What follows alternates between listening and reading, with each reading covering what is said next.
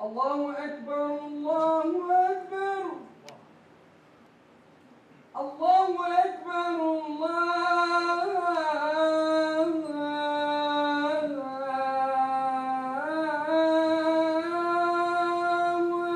أكبر. أشهد أن لا إله إلا الله.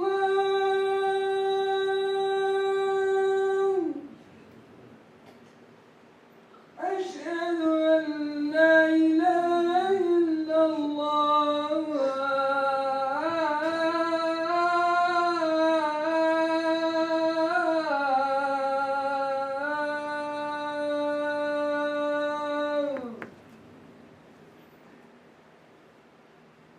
أشهد أن محمدا رسول الله.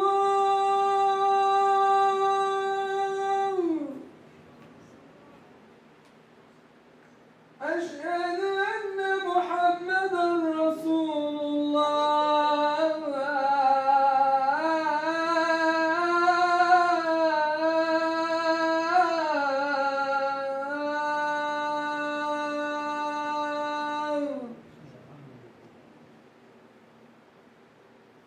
حي على الصلاة.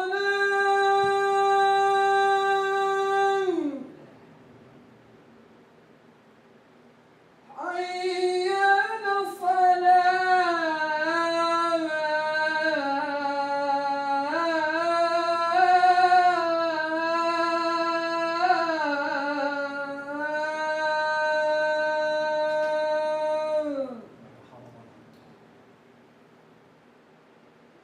حي على الفلاح.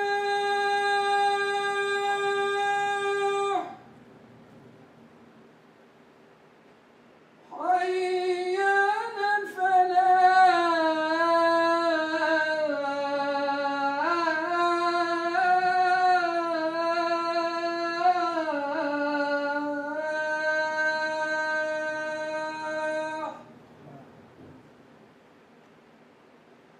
الله أكبر الله أكبر. لا إله إلا الله.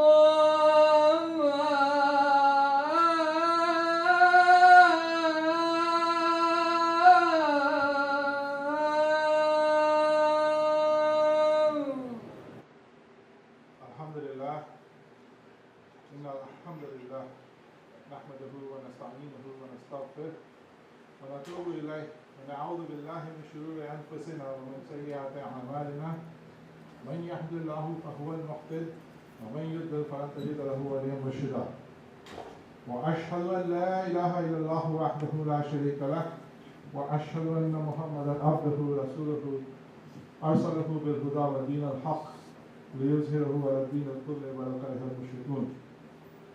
اللهم صل على سيدنا محمد وعلى آل سيدنا محمد وبارك وسلم عليه. قال الله تعالى كما ورد في القرآن بعد أعوذ بالله من الشيطان الرجيم بسم الله الرحمن الرحيم وكذلك جعلناكم أمة وسطا لتكونوا شهداء على الناس ويكون الرسول عليكم شهيدا. صدق الله العظيم. يا أيها الذين آمنوا اتقوا الله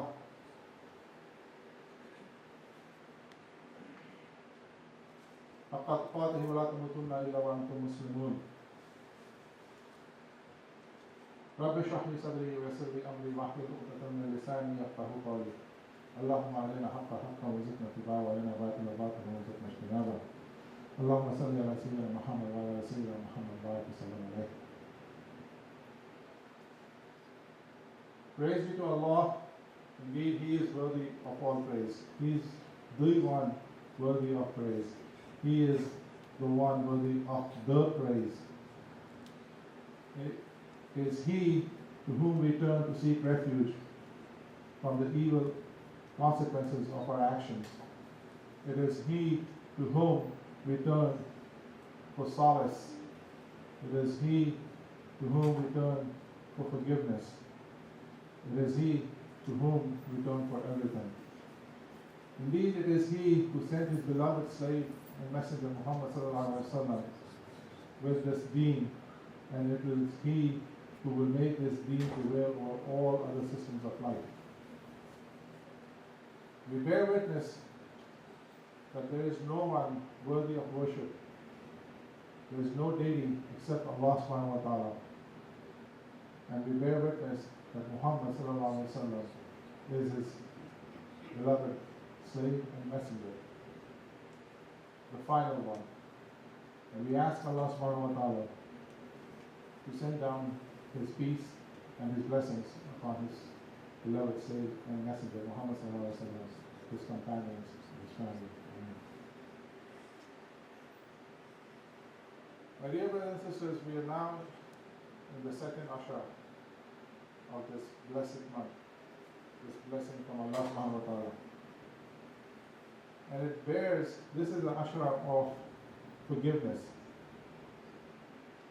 This is the ashra of tawbah. One of the meanings of tawbah is to turn. And the tawbah that we are looking for is for us to turn towards Allah subhanahu wa ta'ala, and for Allah subhanahu wa ta'ala to turn towards us. The ayah that I chose from Surah Al-Baqarah, we are very familiar with this ayah. And we have made you an ummah, balanced, mean, that you might be witnesses over other nations, and the Rasul sallallahu alaihi wasallam will be a witness on you. When we affirm this ayah,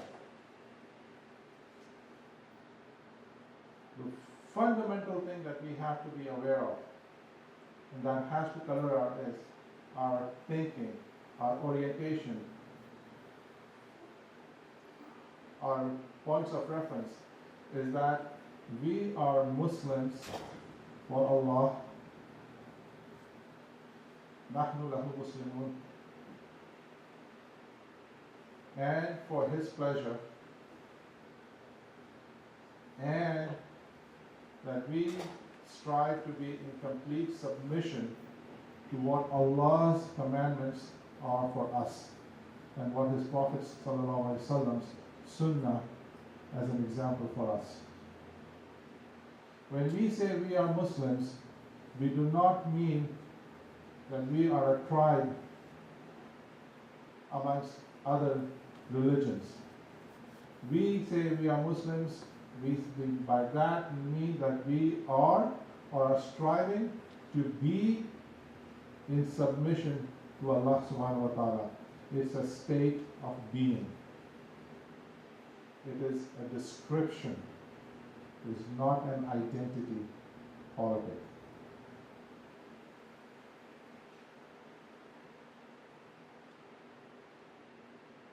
Being Muslims, we are not engaged in some sort of a World Cup or a tournament of religions. Being Muslim means that we are taking on the responsibility that when somebody looks at us and is asked on the day of judgment, he can testify or she can testify, yes, I saw so and so, I saw so and so, I saw your nation, and I saw that they were striving to be in submission to you, O Allah, my Creator. And inshallah, the Rasul sallallahu alaihi wasallam to be a witness that we were indeed Muslims, striving to be on the path of Allah subhanahu wa ta'ala, as shown by His beloved Prophet sallallahu alaihi wasallam. But what does it mean for us? Ramadans have gone, and another Ramadan has come. This one, again, very eerily similar to some of the others, in which we find again Muslims in strife all over the face of this globe.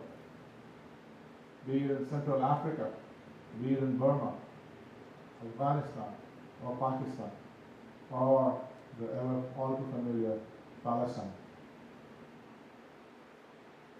But then we have to ask ourselves also this: have we changed course in any way, shape, or form? Or have we continued to do the same and expect different results? Which, by the way, was the definition of insanity as given by Einstein. That you continue doing the same and expect different results. Let me take the bull by the horn. Every time we hear of Palestine or any other place where Muslims are in trouble,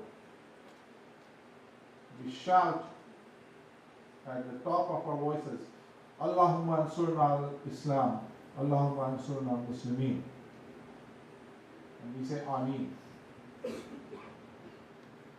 Allahumma ansurna al-Islam, Allahumma ansurna al-Muslimin. Ameen, Ya Rabbal Alameen.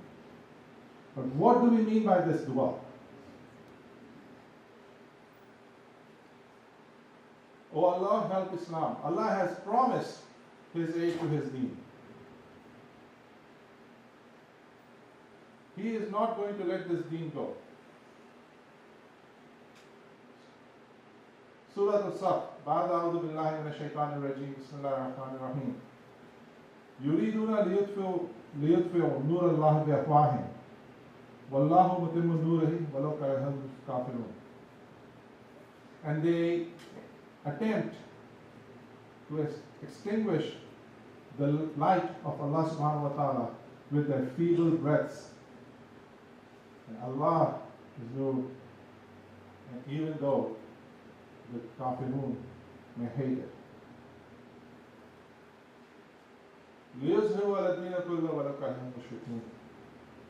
He will make this deen prevail over all others, even though the mushrik may dislike.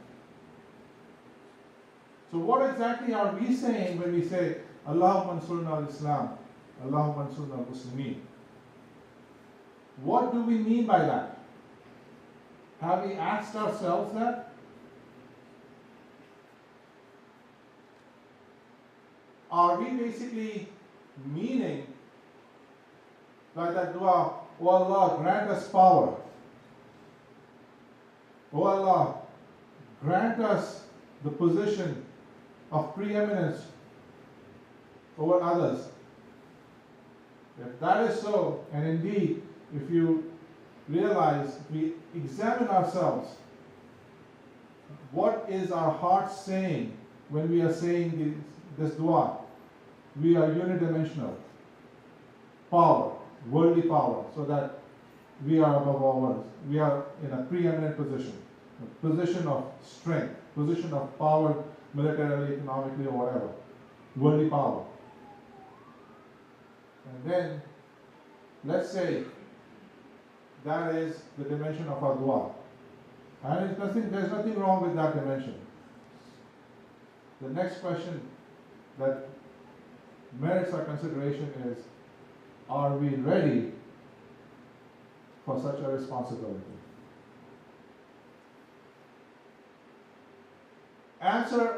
Let's answer this question very honestly for ourselves, my dear brothers and sisters. We ask, Allahumma ansurna al-Islam, Allahumma ansurna al-Muslimin. And Allah subhanahu wa ta'ala responds, okay, O Muslims, here, take over the world today, now, as of this instant. What are we going to do with it?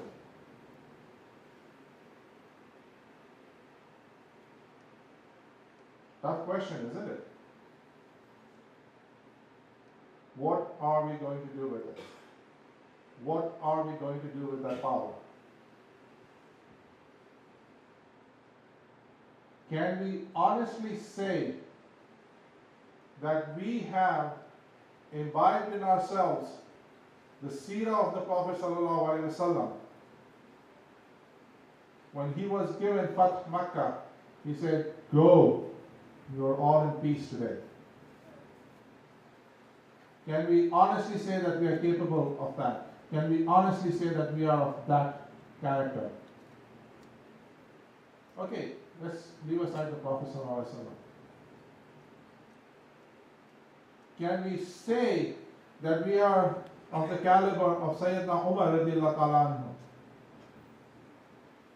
I will not pray in the church because tomorrow I fear the Muslims may appropriate it and take it as an excuse to establish masajid in the churches. Are we of that caliber? All right, let's leave aside Sayyidina Umar radiallahu ta'ala anhu. Let's go on further, hundreds of years on. Let's go to the Crusades. Let's go to the battlefield where Salahuddin Ayyubi is fighting in the front of his troops. And he sees his deadliest foe, enemy, his sworn enemy, Richard, go down and fighting on his foot, his horse having been killed. And he sends for a horse and gets that horse to Richard. Can we say that we are even of that caliber of character? And when he enters Jerusalem, the very city where the descendants of the Crusaders are, whose forefathers, when entered the city, massacred the Muslims and the Jews alike, so that the blood was running to the knees of their horses. And he does what? He forgives. Can we say that we are of that level of character?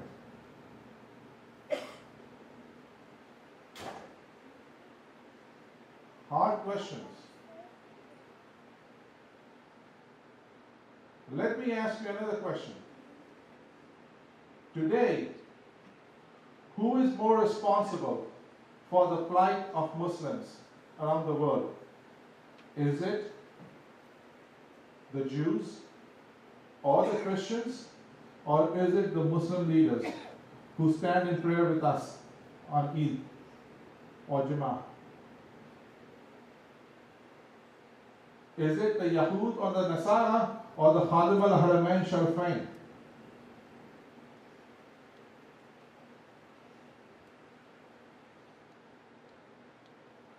Who do we feel more secure? Where do we feel more secure? Is it here, or is it back where we came from? Honest answers, brothers and sisters. We need to ask these questions and answer them very honestly.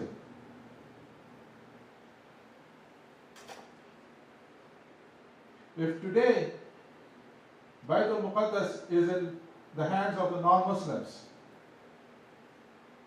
who were instrumental in placing that holy land in the hands of the non-Muslims? We know that, don't we? Weren't we, the Muslims, instrumental in doing that? Weren't we,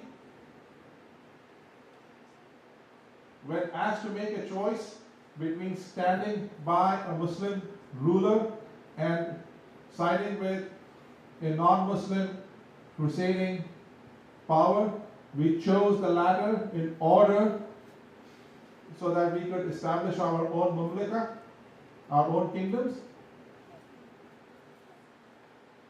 And our generations are now paying the price for it?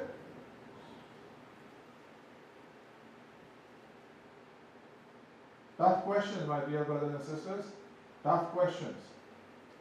Sayyidina Ali Karamallah Wajh said, a society based on kufr will survive, but a society based on injustice will not survive. Let's take this criteria. Israel, 30% of its population is Muslim. I've met some of them. I have yet to see one Israeli citizen Muslim who is willing to renounce his Israeli citizenship in favor of a of even either American citizenship or any Arab country citizenship. What a damning indictment on us, brothers and sisters. What is our condition? Let's take it home, closer.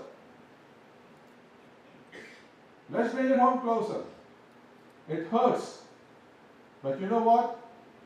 A condition that is hurtful is indicative of the fact that you and I will pay attention to it and hopefully will take some remedy for it. It hurts. It is painful. Let's bring it closer. Let's bring it to the 60s and the 70s. About the time when we or our parents were about to immigrate to this country, correct? There were two systems, two alternate regions competing for dominance, the Soviet Union and the Western world. Egypt aligned with the Soviet Union. Palestine Liberation Organization aligned with the Soviet Union. Most of the Arab countries aligned with the Soviet Union.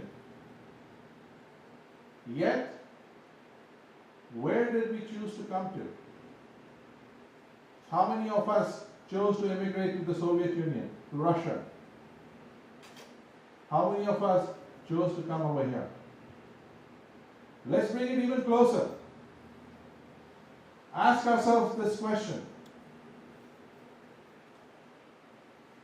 When we were deciding to come to America, to immigrate to America, the fact that America was the strongest ally of Israel, did it even figure in our calculations and decisions to immigrate to America? Did it? Did it even make in the top 10 questions that we asked ourselves?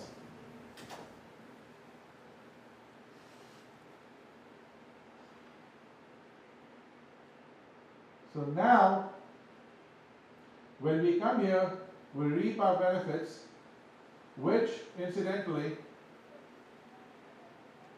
the Jews of America had a big part to play in. We now, around our dinner parties, we can sit and say, I don't like this. Why is my child being subjected to the movies about Holocaust or being subjected to propaganda, favorable propaganda about Israel? You know why? Because they did their job. And you know what I think of our limits is that it's nothing more than this, that we have failed and we would like nothing better to see that somebody else fail along with us. The psychology is, I don't want to pass, but I want you to be with me so that you don't pass either. The world doesn't function that way. You don't do a job, we don't do a job, somebody else will, and they will prevail. And guess what? Your child and my child does not even figure in the equation of being subjected, being told that story. He just happens to be there by coincidence. The target audience are mostly the white kids or the other kids over there. You and I and our children would just happen to be the bystanders. Equal opportunity. We've been here for decades now. How many hospitals have we established? How many schools, open schools, have we established? How many universities have we established? It's not for lack of resources.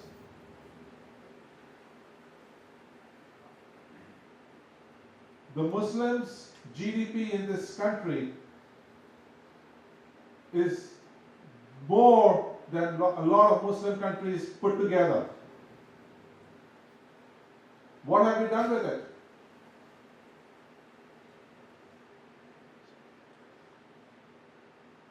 And then when our Muslim brothers and sisters pay the price for our inaction, our commission or omission, we do what? Oh, Allah give us power so that we can do what? Take revenge? Satisfy our nafs? Allah is not going to do that.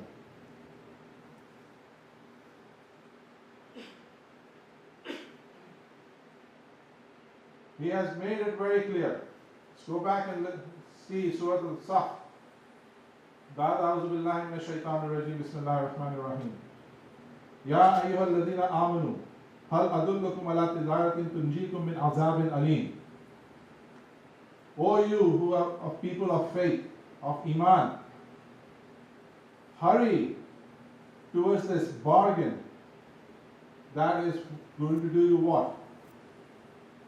First, is going to free you from the adhab, the like of which there is none. How is it going to be? What do you have to do for that? تُؤْمِنُونَ بِاللَّهِ وَرَسُولِهِ. Have iman in Allah subhanahu wa ta'ala and His Messenger sallallahu alayhi wa sallam. And then do what? وَتُجَاهِدُونَ فِي سَبِيلِ اللَّهِ بِأَمْوَالِكُمْ. And struggle in His way. With what? First with your mal. With what you have, with what He has been given. Infaq. And then وَأَنفُسِكُمْ. Look at the order. ذَلِكُمْ خَيْرٌ لَكُمْ إِن كُنتُمْ تَعْلَمُونَ. And that is good, better for you if you only knew. Second benefit.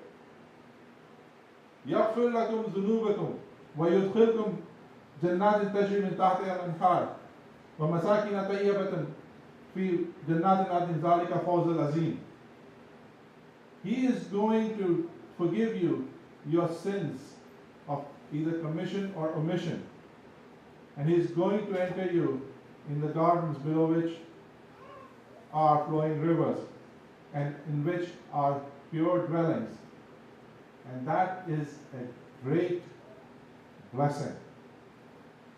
And then He says what? I'll give you an added bonus. وَأُخْرَى تُحِبُّونَهَا نَصْرٌ مِّنَ اللَّهِ وَفَتْحٌ قَرِيبٌ. And lastly, what you love very much. The help of Allah and the opening from Allah is near. But then God, what does He say? He qualifies it. وَبَشَّرِ لِلْمُؤْمِنِينَ. And this is the glad tidings for the mu'mineen. Can we make a claim to being mu'mins today?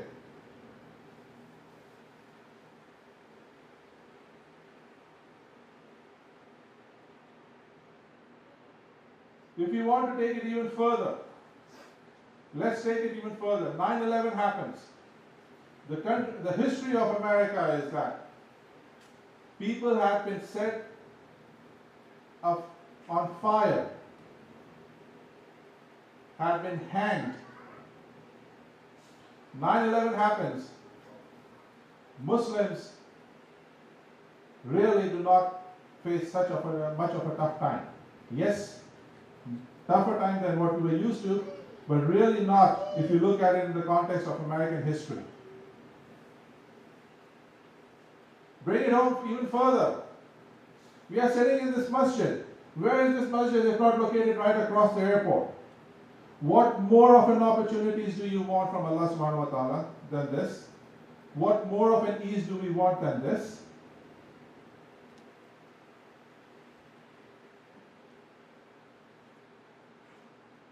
And yet, if we don't rise up, and we don't become the arbiters of what is right and what is wrong, and are not perceived as the people who are on the moral compass, it's not going to work. May Allah subhanahu wa ta'ala have mercy on us and our brothers and sisters suffering all across the world. Ameen.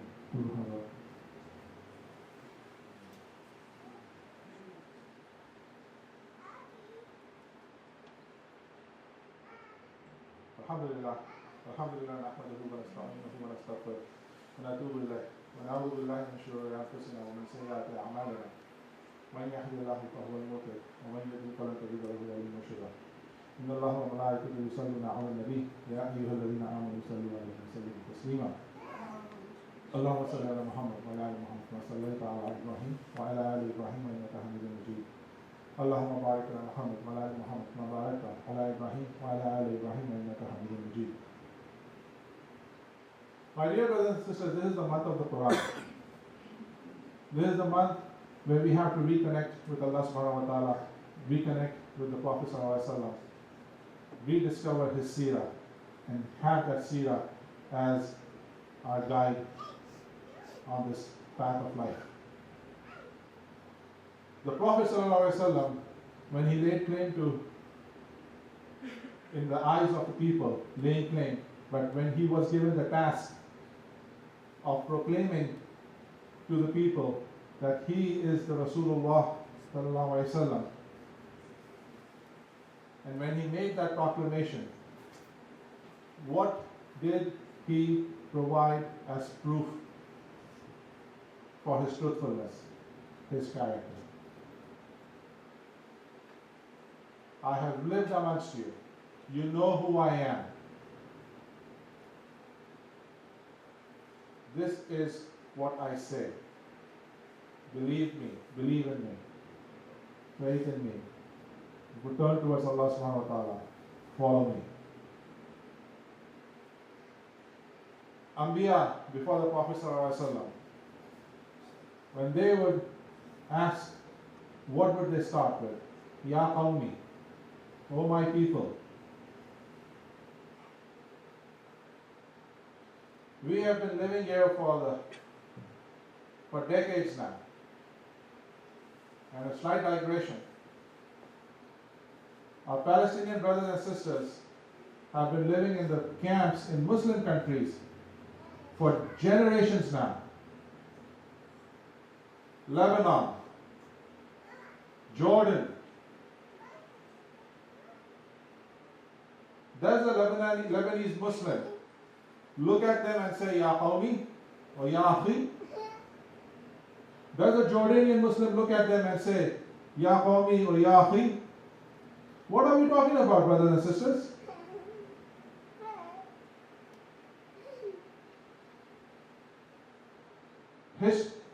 Lesson of history. Salahuddin, before he defeats the Crusaders, before him is Nuruddin Zangi. Zangi does what? He sets his own house in order. He sends Salahuddin where? To Egypt.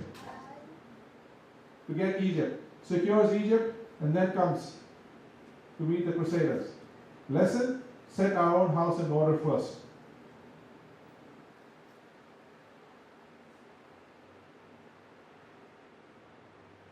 How many of the Arabs, Gulf Arabs, look at the Palestinian and say, my brother, my sister?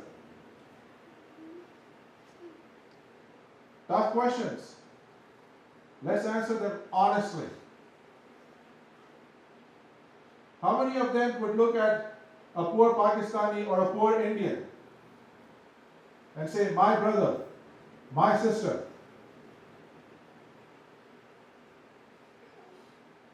We have all heard of horror stories from our Muslim lands. Is our own house in order? Recently, there was a Muslim scholar speaking, and I love his quote. Said, Muslims are not victims of Jewish conspiracies. Muslims are victims of their own reality. Think about it. What is the reality of our situation?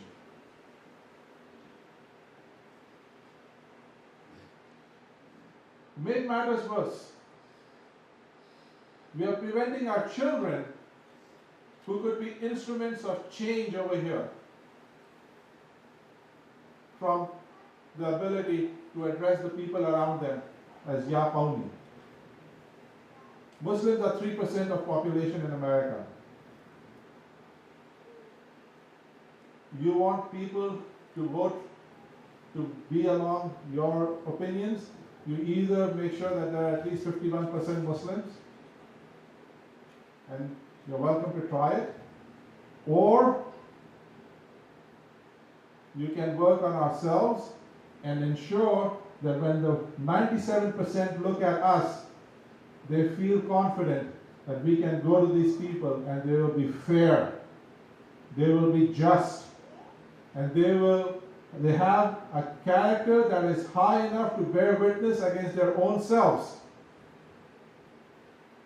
Our task is for establishment of justice in this world to the best of our ability. And this is not a fard kifaya, this is a fardul ain. Each one of us has that responsibility to be perceived as that arbiter of peace, of justice amongst those around him. We fail in this, we fail not only ourselves, but we fail on every other Muslim on the face of this planet.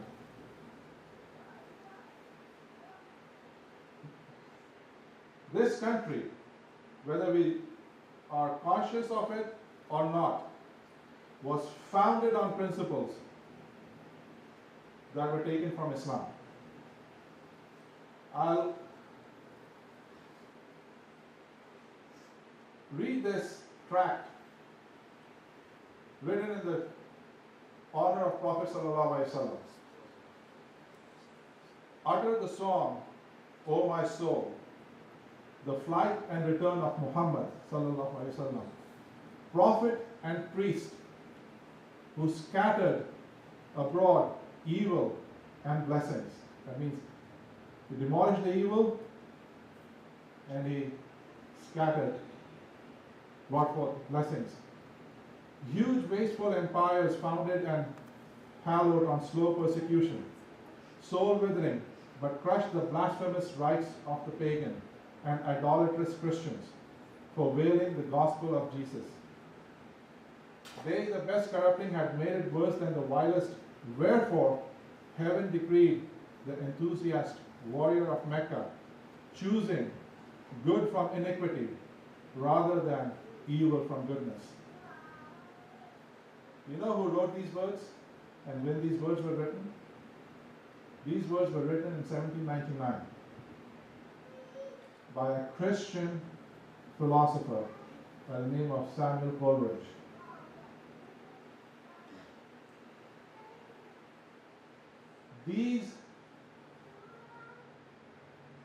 The Prophet ﷺ has always been viewed by key individuals